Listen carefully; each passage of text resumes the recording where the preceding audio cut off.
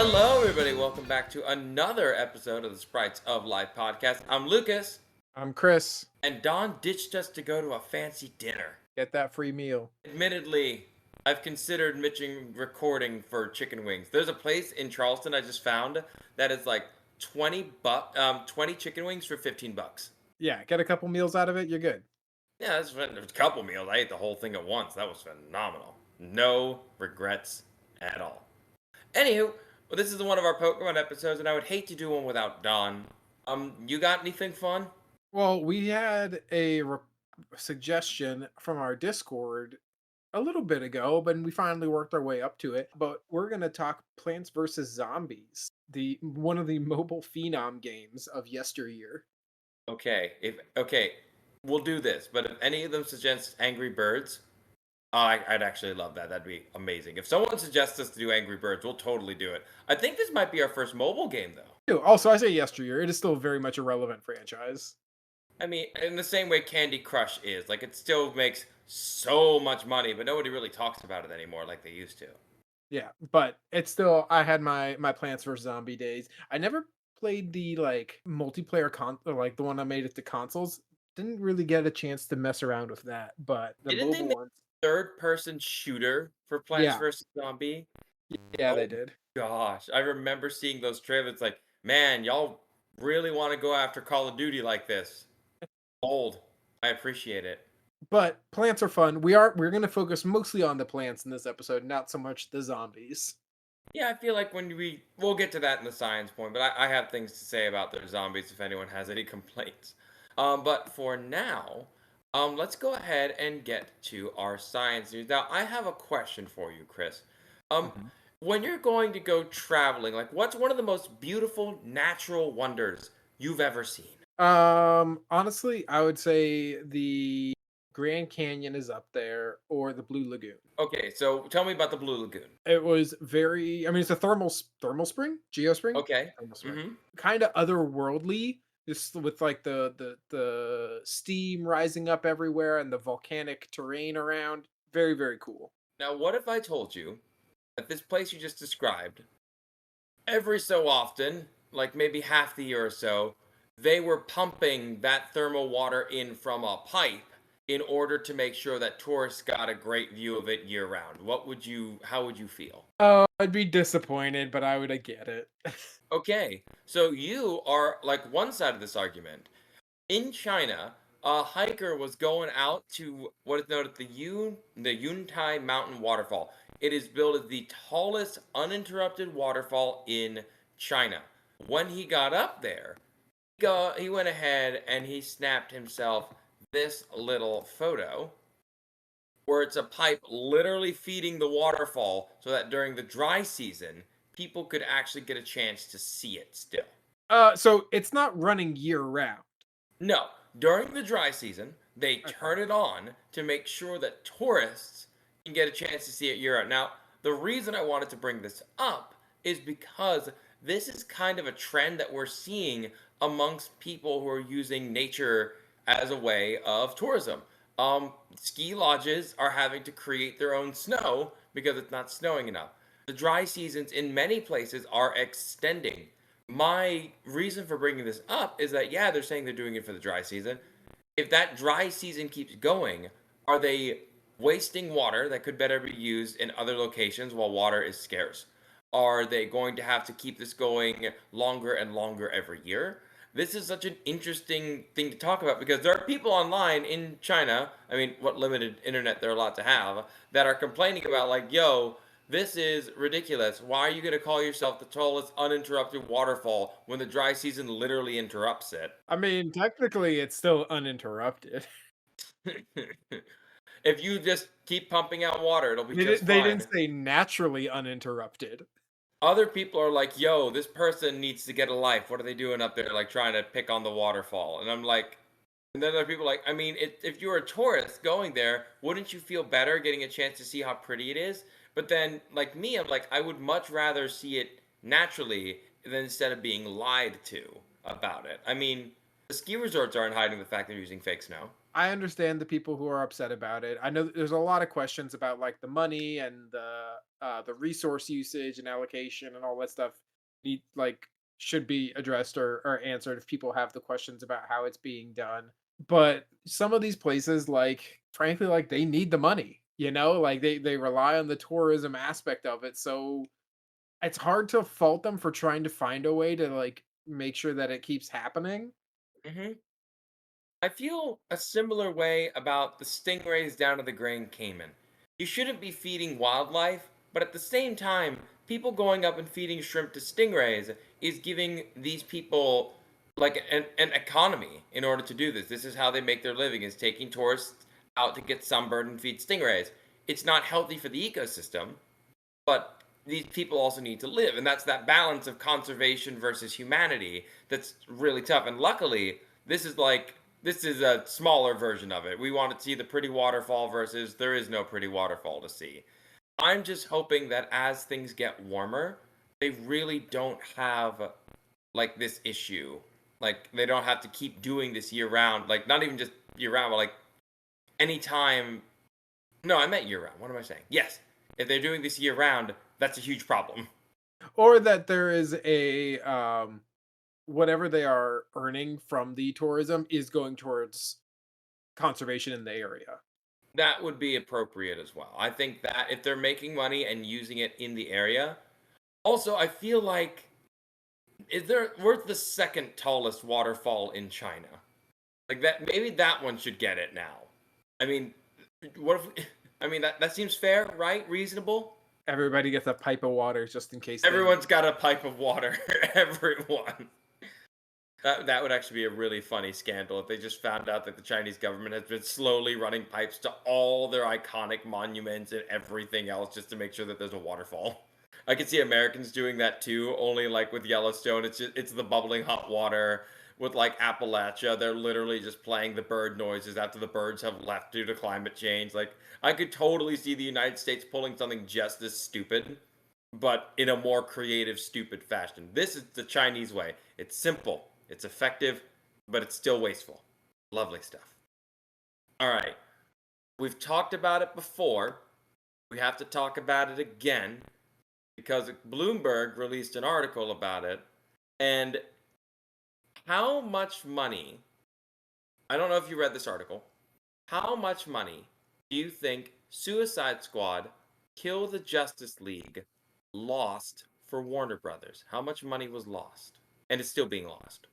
If I had to guess, I would say an exorbitant amount of money because you wouldn't be asking me this question if they just lost a normal amount.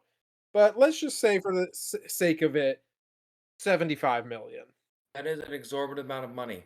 It's actually $200 million. Gee. Just gone.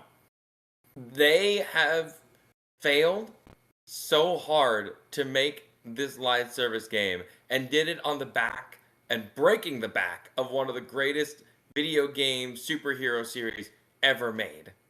Like it's the reason I wanted to bring it up again. I'll be honest, I don't like kicking a dog. I don't like kicking a dead horse. I don't want this. These developers didn't ask for this. These developers did not have the experience. They didn't want to do it.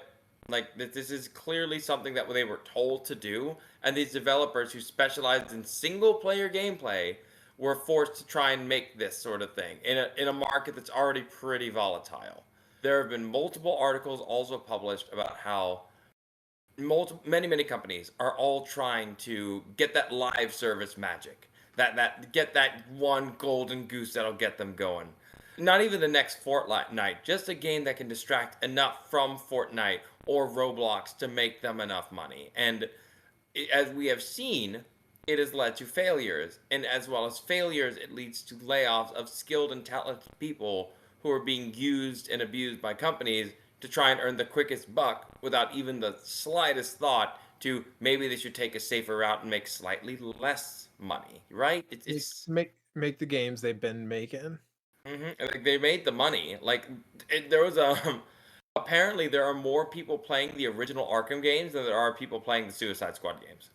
Well, the original Arkham games are fantastic. Of course they're fantastic. They created a stealth genre that everyone's been ripping off for decades now. It's fantastic to play Spider-Man and be like, man, I'm like Batman, but at daytime. Or Assassin's Creed, it's like, man, I'm like Batman but Italian. Like, it's over and over again. To be fair, the that I don't think that took over until after Enzio's story was done, Fine, I'm Batman but a pirate. Nope, or there's actually a pirate Batman. Egyptian or a Yeah, I'm Viking. Egyptian Batman. Hiya! No, man. Yeah, no, it's disappointing for sure. Like they were not put in a good position because of and there were so many like high hopes. I had a lot of high hopes for that game. When I first saw the trailer and didn't know what the gameplay was like, I'm like, yo, I love King Shark, and I love watching Boomerang be an idiot. This is fine.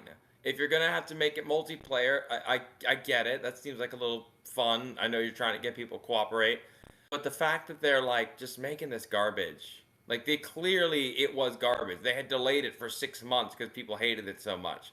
They did not see this coming because if they did, they clearly wouldn't have moved forward past this point. They gambled, they lost, and now people who worked really hard on something they didn't even want to work hard on are probably going to be threatened with their jobs because it's been a layoff season left and right, and it's only June. Apparently, according to the Bloomberg article, Rocksteady does have a plan to make all the money back, and I got to admit, it's a solid plan. What's the Do you plan? know what they're working on right now? Superman. Hogwarts Legacy Director's Cut. A director's cut of a video game? Basically, that's what they're working on. They're basically working on like a better version of. They're reselling Hogwarts Legacy because it made them $1 billion last time. I actually didn't think I realized that Rocksteady made. Oh no, Warner Brothers, not Rocksteady. Okay, Yeah, I was no, like, Warner Brothers. No, it is yeah, yeah, yeah. Rocksteady. This Rocksteady made Hogwarts Legacy. Oh, they did. Yeah, the Oh, point is I they will had a verify. hand in it. They're working on fixing it so that way they can make their money back. But no, it sucks that developers are not getting the chance to make the games that they know will make more money. Like, I mean, have you seen the Space Marine 2 trailer that's dropped? No. Like the fact that they're doing the Warhammer 40K game, but it looks fantastic. It's got multiplayer and PvE. Like I might come regretting this words when it comes out, but it looks like they actually put people who know the franchise, who know the players, and who know what they're going to be doing. So now people might actually pay money for the awesome skins that let you be your favorite Space Marine from Warhammer. I mean, it's annoying. It seems obvious to us on down here on the ground, but the people who make all the monies and make the decision, they just don't know, and they don't want to know either. It's just upsetting. Now we did make Don a promise, Lucas. What did we do? Oh, We promised Don that we would mention that the North American International for Pokemon is this weekend. well, that's the thing. Remember, like we're recording it. We're recording later. It's this weekend, but these Yeah, people are going to hear it the weekend after. yeah. Okay. So by the time they're hearing it, NAIC will have happened. So we can maybe do a little debrief. But Don wanted to say that, or Don wanted to make a pick for the restricted that wins, and he is voting for Terapagos. I vote for My Little Shadow Pony. I want it to kill more things. Death Horse, a Death Horse all the way. Yeah, no, the dead horse. All glory to the dead horse. The That thing dead is horse, going to the kick. dead horse got kicked, and then it kicked back. Yeah, no, it just keeps on kicking. I swear. I've put that horse in so many videos that we do for this podcast at this point because it just can't die. Now, we did talk a little bit about making money and making quality video games, and it seems that like the two paths are kind of like diverted, but there was what I would like to consider a pretty decent age at one point for mobile games, where it was just like it wasn't about all the microtransactions as much. It was just about, yo, pay $9 or whatever and play this fun game with your friends. And I feel that's where Plants vs Zombies really did shine. Like from what I never played it, but I knew enough people who did. I mean, we're old enough to remember, Lucas, the time when like Angry Birds was new, Plants vs Zombies was new, before the industry caught on to how you can truly monetize every single aspect of these games. You know who I really blame for that fact, by the way? Skyrim. The second they sold that DLC Shadow Horse, it all went downhill from here. Like how you can track everything bad that happened to like the sad passing of Harambe in 2016. That's the moment you go back in time for video game wise. You stop that Shadow Horse from being sold, you might delay it or stop it. But you know, that's We just a don't theory. and like, at the end of the day, like, I understand they need to make money. I don't mind throwing them a couple bucks, every couple months or so, but there's some ridiculous stuff. But we're not here to talk about microtransactions, Lucas. We are here to as much as you seem to want to. Uh, I get heated, dog. I get heated. so we're talking Plants vs. Zombies, mostly talking about the plants. I figured for the science section, we could focus a little bit on plant defenses because we don't have these sentient plants that can that you just plop down to fight off the hordes of people storming your yards yet. Weirdly enough, nature's gotten closer than you'd expect. But so what we do have is plants, like all living things in this world, don't want to get pushed around. They may be stationary, but they have evolved some pretty wild and unique methods for defending themselves from herbivores, omnivores, extreme weather, general foot traffic so they don't get stomped on and or die when they get stomped on. And when you think about these defense mechanisms, we can generally group them into two different groups: constitutive and induced. Constitutive methods are essentially always on. Defending yourself costs energy. Sometimes it costs less to have it always on than firing it up when it's needed. So this could be anything from cell walls, waxy exteriors, chemical compounds present. It's the equivalent of like with a car, setting it into first gear takes more energy as opposed to keeping it running. Yeah, basic. Yeah, just yeah, exactly. It costs less energy to have it always there versus firing it up when it's needed. And then on the flip side, we have induced, which are more of the as needed, the hey, we are being attacked, do something. So this is when resources are diverted due to a stimulus. Now, that stimulus doesn't have to be eating. So plants can respond to insects laying eggs on them. They can sense that kind of activity. Obviously, it's very important that they have good detectors because you don't want to spend those resources, that energy, on what's essentially what could be a false alarm. Think about like Venus flytraps and how much energy it costs to close. They have two trigger hairs. This is not a defense mechanism, but just in terms of the energy, they have two trigger hairs for when they actually close so that it's not just like a piece of dust or something. They have something that hits two different hairs to trigger the mouth to close so it's not wasting that energy. I would argue that the Venus flytrap is actually using a defense. It is defending me from mosquitoes and black flies whenever I am near them. So it is a defense in its own way. Defending me, the best kind of defense. Yeah. So one interesting aspect about induced versus constitutive is that because they're not always on, it might make it so that the plants are less predictable. That way the predators or whatever can't adapt to them. Think about like if something has or if a plant has thorns, predators can evolve to get around the thorns, come up with tactics to get around them. But if it shoots thorns out at varying times unpredictably, the time to adjust is a lot longer. That would put a damper on things for the giraffe. Giraffes have been going to war against the acacia tree for thousands of years. The tree basically has spines that are about as long as my finger. And then the giraffe has evolved to be able to eat not only the little leaves on them, but also the spines. There is a component of an evolutionary arms race between or animals and plants that have been going about. And this is just the one relationship I know. These animals and plants, or plants and plants, have been picking up different ways to fight off each other for so long. And it's always interesting to see what they come up with. I'm so glad you brought up giraffes and acacia trees because I did find so as if things weren't confusing enough. Like obviously like these groups are mostly here for easier human understanding and classification because that's how humans work. We group things in together. I read a paper that talked about the thorns, acacia trees, and giraffes, and it was an argument for why thorns should be considered induced and not constitutive. Because you would think thorns always there, always on, constitutive. The paper I read talked about how in the areas that the giraffe reached, the thorns were actually growing longer. So they were Oh. so more resources were being diverted to those areas because the giraffes were getting those areas. Like in As the a areas for response. as a response to the giraffes. As a response to the giraffe taking the leaves, the plant translated that as okay, as the leaves are growing back, send more energy towards this area. Jesus, that's cool.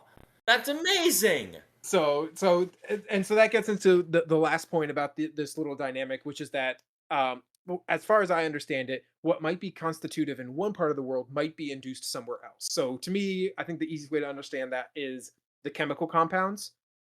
So there are some plants that always have that sort of chemical compound present in them that don't create it when they're being attacked. Think about something that maybe is in a tropical rainforest where there is a consistent amount of pressure from predators. If there is a consistent amount of threats, then it's going to be more likely to have those always on aspects versus something that maybe just needs to fire it up when it's being threatened. I mean, a potato is a nightshade, so yeah, and I don't know if potatoes can feel fear, but those creatures, the potatoes, are very much threatened by humanity. We wish to devour them. I could see why they're not. They have nightshade. They are delicious. So, some cool, funky like defenses that I found and thought we could share is grasses can sequester silicone from the soil to make them hardier and more abrasive. So this could make them or this could make them sturdier, more rigid to hold up better against trampling. They can use it to make, prickers or serrated leaf edges, and it could potentially also wear down the teeth of offending or wear down the teeth of animals that might eat it, animals or insects, because this also would target something like maybe a grasshopper. The wearing down the teeth is definitely something that would take a lot more time. I mean, depends on the animal. I mean, like if we're talking something along the lines of a rabbit, like these things are constantly growing their teeth, so they don't really care. They're just going to constantly munch and move on. But if you're talking about if a plant, like not just a grass, like any plant, is doing this in, let's say, Africa or India, and that plant is being consumed by elephants, that actually would be lowering the lifespan of these animals because they only have so many teeth before they lose them. Certain animals like zebras and wildebeest, like get which one is which. Like one of them is really good at eating the top grass, while the other one's really good at eating like the bottom grass. So they kind of work to rip it all apart. But I get you're saying that eventually this is going to wear them down enough, or like just make some organisms avoid them enough that they have time to reproduce. Another interesting one. Do you know what a trichome is? Trichome. I'm gonna go Google a picture and find out. I guarantee you know what it is. You just don't know it's called a trichome. Trichome. I'm trying to get up all the images.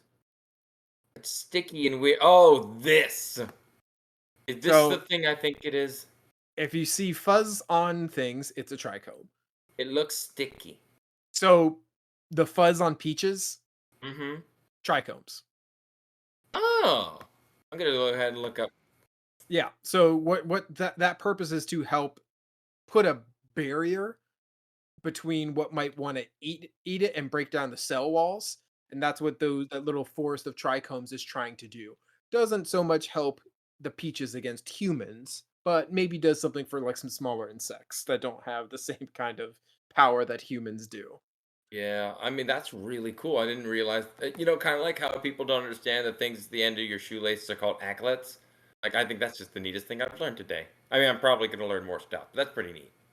So the last one that I figured we'd talk about before we jump into some characters from the game is we talked a little bit about it, but that chemical creation. Plants can create a wide variety of chemical compounds in order to fend off attackers. Some can be fatal to humans. Now, the chemicals are crazy in that they keep some attackers away, but they may also be the reason that others come for them. Oh boy, here we go. So, caffeine. Hmm. Caffeine is meant to be a deterrent, but that's why Yeah. humans How'd that humans going hurt. for you? How's Uh, that going for you? capsaicin is meant to be a deterrent. Admittedly, it is a better deterrent than caffeine. Well, it's not there to caffeine does good at deterring other things, Okay, not but you. hear me out. There are entire cultures that don't like spicy food. Well, we pretty much spread coffee all over the world. So I figure, again, if we're ranking, which we are, caffeine is losing to capsaicin. Another one that you might not think about is nicotine. Yeah? Boy, howdy. I think the plants are getting their revenge on that one, though, huh? So, the last little cool one that I thought you and unfortunately Don's not here to get, I think for y'all will get a kick out of it, but there are some plants that can produce a nectar with the that attract ants, and the ants come and basically like hang out on the plant, eat the nectar, and then protect the plant from the animals that come to eat the plant itself because they're like, this is our nectar, leave it alone, and they like kill the incoming insects. Oh yeah, there's actually huh. You'll never guess which ant has a symbiotic relationship with which plant. There is an acacia tree that has that has the acacia ants, and they will literally use a sweet service. They'll literally do exactly what you say. They'll basically give them sweet things in order to keep them there on the branches. Why is the acacia tree so good at trying to live? Keep those giraffes away, ants. Good Okay, luck. for the love of God, keep those filthy giraffes away from me. I swear to God, y'all better keep them off. And I'm having the time of my life with these things. This is so cool. Oh my God, Chris, I found something even weirder. Okay, so I was looking it up on National Geographic. So you might think the ants are getting a really good deal out of it from the nectar from the acacia tree. It's actually a toxin. So what's happening is, according to a group in Mexico, they found that the tree's sugary excretions are laced with an enzyme that makes them unable to process other sources of sugar. So it's getting them addicted?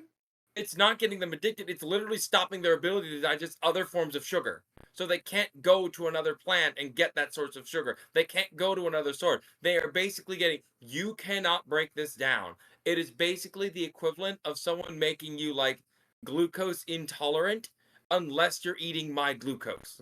Yeah. So it's maybe not the like happy-go-lucky partnership, but at least Uh-huh. they're Yeah, you're feeding the trapped ants. here. At least they're feeding the ants. You're living with your dealer, and honestly, that's not okay. Y'all need some help. I mean, it's really cool, but it's also really terrifying. Before we go forward, we Don would kick me in the butt if I didn't mention this one. There is technically a plant that is considered venomous by some. I know we like to categorize things, and that's just kind of how it works. But it's called the I believe if I'm pronouncing it, the gimpy gimpy. It is the or stinging bush or stinging tree. It has an extremely painful, long-lasting sting. When they get into your system, it causes excruciating agony and pain. Again, because they're like spines filled with toxin, people describe them like it's a venomous organism because it's like actively stinging as opposed to like you're ingesting it or it's absorbing into your skin like a poison would. Only English has this weird thing between poisonous versus venomous. All I know is don't touch it. It has caused people to pretty much lose their mind to the pain. Yeah, We it's don't bad want to news know its there. other names. Trust me, they're not safe for YouTube or SoundCloud or wherever you're listening to this. But it goes without saying, the zombies in Plants vs. Zombies have their work cut out for them. Yeah, so they do not have to face that plant though. Yeah, no. I feel like we should start by saying before we get into the plants, if you want to explain the science of zombies, it's not scientific. Yes, you can go ahead and bring out like so many different weird little organisms that can kind of do the zombie thing with other animals, but as far as Plants vs Zombies is concerned, this is your Sam Raimi, Dawn of the Dead, slunching around zombies. These things, as far as I know, don't really go that fast. I'm sure there's specialized zombies that do all kinds of weird stuff in the game. I feel like focusing on the plants is more fun. So just if you're here for the zombie stuff, in case it wasn't clear, we're talking how the plants would whoop them because that's Yeah. awesome. All right, Now to be so Yeah, so we'll start with the iconic aw, Peashooter. oh, little cutie. I've seen plushies of these. Yeah, and the Peashooter has multiple different variations, ones that get shoot like I think it's like shoot 3, one or shoot 2 cold ones that slow down the zombies. The Peashooter drawing very clearly from both a combination of the pea plant and then also pea shooter tiny gun. Very very cute play on words. I love a good. Before you go any further, I was googling the pea shooter to see if I can get a picture for posting in the episode. So yeah, we have the normal pea shooter, and Then we have my favorite pea shooter. Yes. Yeah. Look at him. Beautiful. I love him. Oh my gosh. Incidentally, we have to do another. This reminds me, we should talk more about Digimon. Yeah. So the pea plant originated around Middle Asia and the Mediterranean. They found peas from around 3,000 ish years ago. We actually have also seen that the Romans were growing around 30 different varieties of peas. So we have, yeah, and that's a pretty good amount to be domesticating and harvesting. Peas are very important to the process of modern day plant genetic work in terms of how we got to where we are today. They are a very key plant in the research around it. Sweet peas are a relatively new idea, if you can believe that. They've only been around since like the 1800s, where they were bred in England. And then while peas themselves do not shoot, a plant shooting is not the craziest thing that you will hear today. But have you heard of the witch hazel plant? I have not. What does that do? So I'm gonna Google it while you're talking. witch hazel is used very frequently for things like it's what you there's witch hazel wipes which you can wipe on hemorrhoids. Okay. Uh Good medical use. yeah, a very very useful plant, but it can shoot its seeds pretty stinking fast. I dropped How fast can you? so the witch hazel plant. Now this is it's cool because it's regardless of size, whether it's big seeds, small seeds, it can shoot the seeds up to 20 miles per hour. So the reason I say this is adorable is because while you were doing your research, I did mine, and while it is not a plant at all, there is something that can do something similar, and it's way faster. Have you ever heard of the dung cannon fungus? I have not. While it is not a plant, true, it is still in the category of small, immobile things shooting its offspring. So I'm going to count it. It is considered the fastest living thing on the planet. There is nothing else that matches this thing's speed, not even The close. speed of the It speed of the thing or the speed at which it shoots things? the speed at which it shoots. So it's the fastest living thing on the planet. The spore that it's launching is technically alive, so it counts. Um, it typically is found on cow patties. Actually, that's where it typically grows. That's where it gets part of its name. So the spores discharge from this tiny, sometimes less than an inch tall fungus at around 45 miles per hour. Okay, so now we're getting more like highway speed.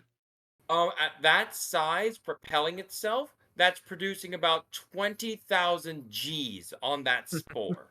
It just Oh, that spore is on for a ride. That's like no, like 10 G's basically turns a jet pilot's skin to baloney. Like they're losing consciousness and they're gone. The human equivalent would be as if I were to just truck you at 5,000 times the speed of sound, and you make it out okay. That's some hardy spores. Well, the spore is again even smaller than the fungus itself. It is a projectile system, and it launches this spore about 1 million times the body length of the spore to get it out there. Now, if you magnify it, then you're shooting it like 6 feet. But given the size of the spore, the fact that this thing is shooting, if this thing were to like size up and hit a zombie, game over. Game's done. Like you win the game. Whatever's sending the zombies also died in the blast. Now, the game does have when you go to night mode, there are mushrooms that can shoot. So that's not the craziest thing. DLC. So moving on to the next one, Lucas. Mm-hmm. We've got one of my favorite characters in the game, which is Walnut. WALL nut.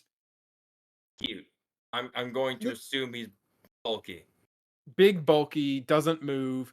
You plop him down there, and he just holds the zombies at bay while they tear him apart, and the pea shooters shoot over him. Mm-hmm. The walnut is put out to die. So he doesn't seem to be very happy about it. Nor does he I seem mean, sad.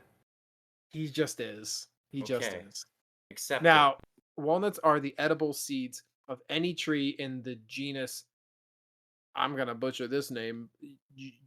Juglin. Juggling? Yeah, juggling. You're good. Juglin. Juggling. So there are three main types of walnut trees around today, which are like Persian slash English trees, black walnut in the Americas, and the Japanese walnut. There is loads of research around walnuts, nuts in general, but walnuts around the potential health benefits of them because they are an extremely nutrient dense food and have a lot to offer people. Besides culinary purposes for walnuts, they have been used in inks and dyes, woodworking, and surprisingly, cleaning. I remember an episode of Parks and Rec where it's like, "Oh, I have a stain on my wooden table, like rub a walnut in it." So the cleaning one I thought is particularly cool because they basically take the casing, the shell, and grind it up, and it's very coarse, but is less likely to harm things when you kind of blast it across. Now, they used to use it on aviation, but that did not go so well when it gummed up some of the mechanics. Oh no. So they don't use it for aviation cleaning anymore. But walnuts are still used in cleaning in that purpose. Mm. I would also venture to guess that you did not know that they actually use walnut for kitty litter. Honestly, I feel that it would have a pleasant aroma, if not activate a few allergies. So I find this very cool. So one area that I find very interesting when you look at different businesses is what do they do with the byproducts that you might consider waste. So you think about like when people make wine and there's all those grape skins, what do you do with the grape skins? You know, obviously people used to throw them out, but is there a way that you can for the business if you can sell them, you make more money and you are maximizing your investment. Also, you're being less wasteful and creating less waste, which is always good. So walnuts, if you are processing walnuts because you only want the seed from inside that kind of really hard exterior, you have all these casings. So you think about using those casings to create something like kitty litter. I think that's a win. I call it a win too. I'm not going to be against it. I'm just thinking like if that cat has a nut allergy, like which is Can cats have random. nut allergies? I don't know. I've met my dog when I had him rest his soul had allergies that made it so that way if he ate certain meats, he got little hives on his feet, and so he had to eat lamb. Domestication wasn't exactly kind to all the dogs, so I'm wondering like, could a cat get a nut allergy? I mean, if got overbred, potentially, yeah. I don't know, but it just feels weird. I mean, also if you have a kid in the house who has a nut allergy, I work with a lot of people who are like, yeah, we have a kid who like if he even thinks about a nut, he breaks out into hives. I'm not sure if they do anything to mitigate that or if there's something that does it. I'm not sure about that. I just know that they use it. So the next one is probably like these are the big three, Lucas, the plants. So we had the walnut, the pea shooter, and the sunflower. Oh, the sunflower. All right. What does he look? So the Oh, sunflowers are important because they're the ones that create your power. That you're basically your in-game currency that you are using to buy other plants to defend yourself. what a happy little guy. All right. I want to point this out. Garden Warfare, like the shooter game. So like the original one, cute and adorable, right? It's kind of spooky. It's And kind that's of spooky. That is very Guillermo uncanny del valley Toro. spooky. That is the Tom Hanks from the Polar Express uncanny. I don't like looking at it, but I'm gonna make people look at it anyway. I'm putting the cute one back on the screen. Like that's not great, but So sunflowers were originated and were domesticated in the Americas, but Europe, God, they fell in love with sunflowers. I mean They Van Gogh's finest work, I think, to me was his sunflower paintings. Europe has drastically taken over the production of sunflowers, in particular Russia and Ukraine, which produce the majority of sunflower seeds in the world. The sunflower was gathered largely for both the flour but also the seeds for culinary purposes because the oil was very valuable for cooking because it could be a cheap alternative to some more expensive oils and still get the job done. Now, how many seeds do you think a single sunflower can produce? Do you mind if I zoom into like a sunflower to check? Go ahead. It's going to be jelly beans in a pot for you, but Okay, hang on. I can do this. I'm gonna say over 300. you're definitely right about that. Okay, over 3,000. Nah, so it's about 1,000 per flower. Oh, I mean that's really helpful from a farming standpoint too. Like one flower can produce that much. Yeah.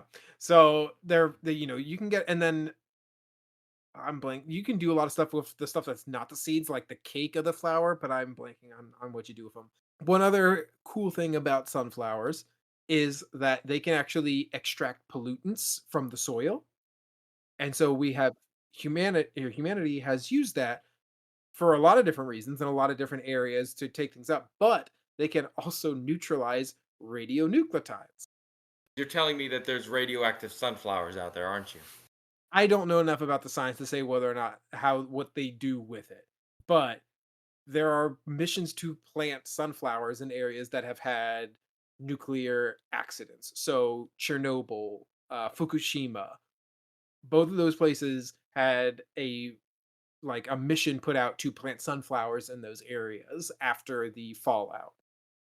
I gotta say, like Chernobyl, after our Fallout episode and combined with this, Chernobyl has like wolves and wildlife and like beautiful sunflowers growing everywhere. Chernobyl doesn't sound too bad a place to live in. Why'd we leave? Sunflowers are also the national flower of Ukraine. So when it comes to like sunflowers, so America obviously just produces its own. We don't have to go all the way to the Ukraine or Russia to get our own, correct? I mean, we probably still buy a lot there. They produce the most. I mean, probably not from Russia as much these days, but yeah, sure, I get your point. Now, the last one that I want to talk about is he doesn't have a cute name, very on there, but it's one of my favorite foods, jalapeno. Hang on, I'm gonna look him up because I've never seen this one before. Oh goodness! Oh my! He's not okay. He's Someone help very him. very twitchy and very angry. Put him out of his misery. Good This God. this one is jalapeno is scorched earth to say the least. He looks like he ate him. He looks like the dude who challenged a bunch of people to a ghost pepper contest and then trying hard as he can not to crap himself in pain. So, why do you think they are named jalapenos? You know, I've never actually thought of that in any capacity. I figured with peppers, a lot of people, when they first found them in the New World, they confused them with another plant and they said, oh, these are like these plants back home. But, like, I don't actually know. I've just heard things, rumors, and what have you. Never actually dig into plants. I'm an animal guy. What do you got? Embrace me with knowledge. It means of Jalapa, Okay. where they are from, Jalapa, Oh, Mexico. okay. Jalapa. Okay. So jalapenos are from Jalapa. Okay. Noted. Cool. So is every jalapeno not grown in Jalapa just considered like the same way like champagne? If it's not from Champagne, it's What they don't get that spicy particular now. Spicy, spicy spicy bean. pepper, It's like that. spicy pepper. It's a spicy pepper. Peppers have a very long history in the Americas. Now, fully ripe jalapenos are red. You're typically going to see and buy the green ones in the stores because that's kind of what people want to see. Jalapenos are an interesting pepper because they're kind of like a benchmark food. It's like the when you're trying to tell people how spicy something is or whatever, generally most Americans are going to go to the jalapeno as their barometer, you know? They can eat a jalapeno. We can move to the next step. If you can't, you go down to a bell pepper. There's no in between. Now, red jalapenos are fully ripe. Green ones are not fully ripe. That's mostly what you buy in the store. Red is hotter than green. Glad to know that is that where the scales come from for like intensity? Is that where we got it from? So you're talking about the Scoville scale. Scoville scale is very funny to me because where we currently are is it's something that everybody knows. It's basically marketing at this point. In terms of actual measurement, what it's trying to do, Scoville generally people associate with, how spicy a pepper is. The way that it's measured is not the most subjective. Or no, it's Okay. not the most objective. It is very subjective, which How is so? it measures how much water is needed to dilute the spiciness. Oh, even I can see that might not work. Yeah, so it's not the most accurate, but it's the one that everybody seems to know, and it's what's marketed and it's out there. So like it is still like relevant, and it's not that it's inaccurate, it's just that it's not the most accurate. So there are other methods for measuring spice that are more accurate.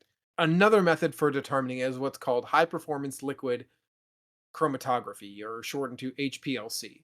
And it is more accurate in measuring the capsaicin concentration in peppers because it's relying on machines analytics versus human taste testers.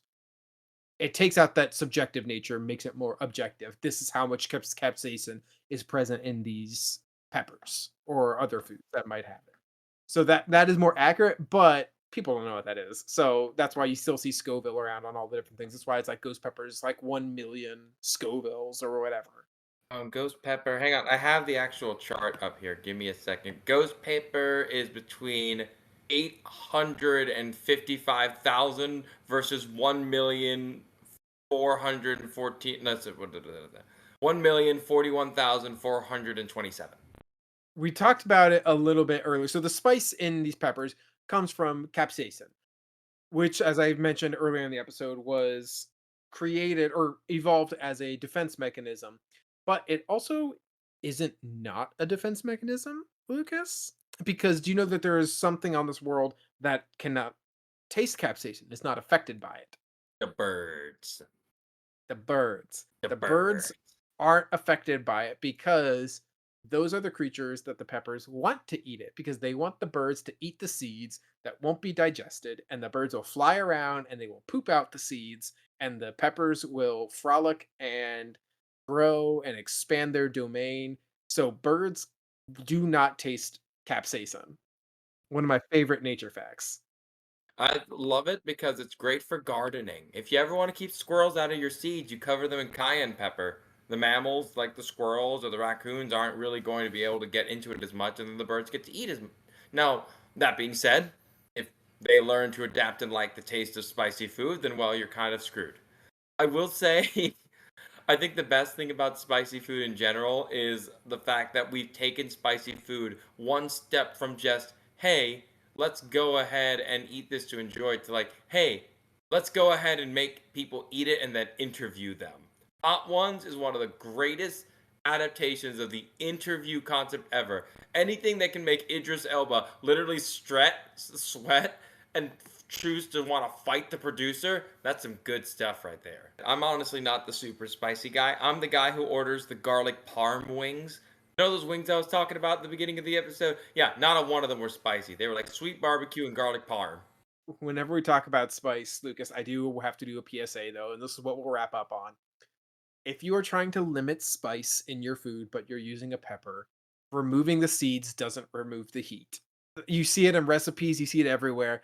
The capsaicin is not in the seeds, it's in the white veins next to the seeds. Mm. I was actually It's going also to. I was gonna add. I thought your safety message would be like. Oh no, I thought it would be a different one. Yeah, no, the no, cooking no, one. that wasn't safety. This is how to make sure you're getting the best spice. You want a safety one. If you're cutting anything, even if you're cutting a jalapeno, wear gloves, don't touch your eyes, don't have cuts on your hands. I gotta say though, this has been a lot of fun.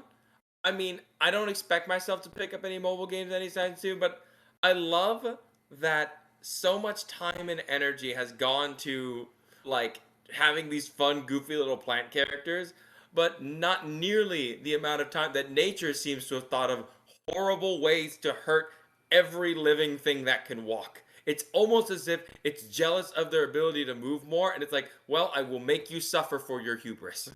There are quite a few plants and mechanisms that could be added into this game for sure. I mean, I already mentioned mine. Throw in the dung cannon fungus and basically just let it wipe out everything.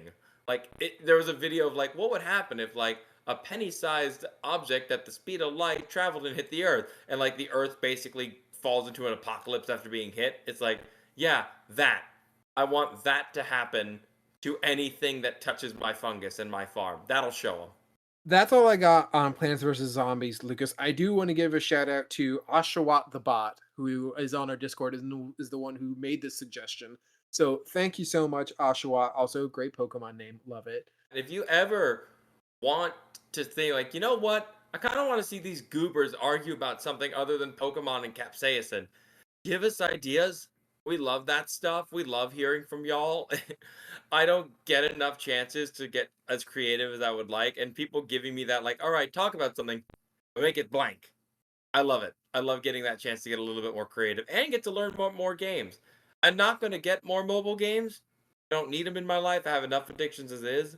But I really appreciate you taking the time, Oshawott, to send us this. So thank you so much. And thank y'all for listening. We really appreciate it. If y'all want to know more about us, all the stuff is in the info doohickey down below. Please have a wonderful rest of your day or night. See you guys in the next episode. Bye, everybody.